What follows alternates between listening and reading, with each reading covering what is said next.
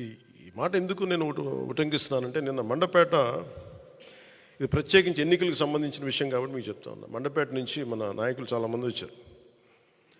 వచ్చి చాలా బాధపడిపోతూ ఉన్నారు. మనం పొత్తులో ఉండి మన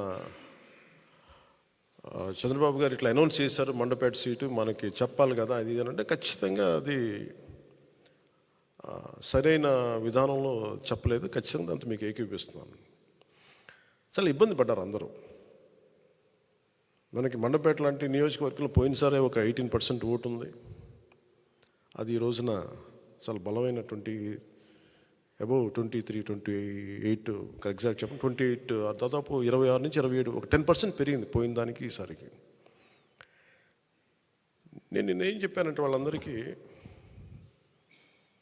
నేను కేవలం ఒక నియోజకవర్గాన్ని దృష్టిలో పెట్టుకొని మాట్లాడితే నేను నియోజకవర్గపు సంబంధించిన నాయకుడిని అవుతాను. నేను బర్డ్ ఐ వ్యూ అంటే అది విహంగ వీక్షణ ఉంటుందా, లేదంటే బర్డ్ ఐ వ్యూ. ఆ బర్డ్ ఐ వ్యూ నుంచి చూస్తే తప్ప నేను రాష్ట్రాన్ని సంపూర్ణంగా చూడాలి. దాంట్లో భాగంగా ఒకసారి కొన్నిపాటి ఏరియాలో ఇబ్బంది కలగచ్చేమో. పొత్తు ధర్మం ప్రకారం అలా అనౌన్స్ చేయకుండా ఉండాల్సింది. నేను దానికి క్షమాపణలు చెప్తున్నాను.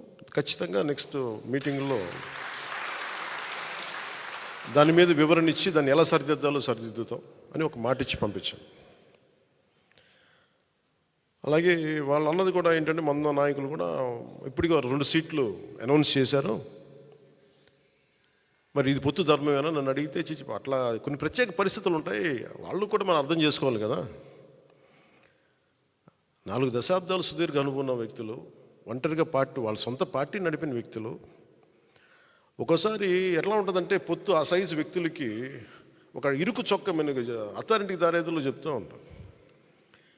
ఒక బలమైన వ్యక్తికి సరిపోయిన కోటేస్తే కొంచెం ఇరుగ్గా ఉంటుంది కదా, టైట్గా ఉంటుంది. అలాగే ఒకసారి పొత్తు ఆ స్థాయి నాయకులకి చాలా ఇబ్బందిగా ఉంటుంది ఒక్కోసారి.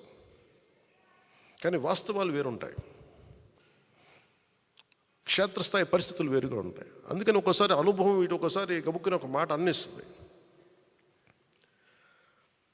లోకేష్ గారు ఆ రోజు మా నాన్నగారు ముఖ్యమంత్రి ఎన్ని అన్నా కానీ ఇవన్నీ నేను ఎందుకు దాన్ని పెద్ద మనసుతో వదిలేస్తానంటే, ఒక పార్టీని 3 దశాబ్దాలు నడిపి 3 సార్లు ముఖ్యమంత్రులుగా ఉండి అలాంటి కుటుంబం నుంచి వచ్చిన వ్యక్తులు సహజంగా గబుక్కుని ఒక మాట వచ్చేస్తుంది. దాన్ని రాష్ట్ర ప్రయోజనాలను దృష్టిలో పెట్టుకొని జగన్ అనే వ్యక్తి ఇంకొకసారి వస్తే రాష్ట్రం అధోగతికి పాలవుతుంది అన్న ఒక్క ఆలోచన నన్ను చాలాసార్లు రెస్పాండ్ కానివ్వకుండా చేస్తుంది.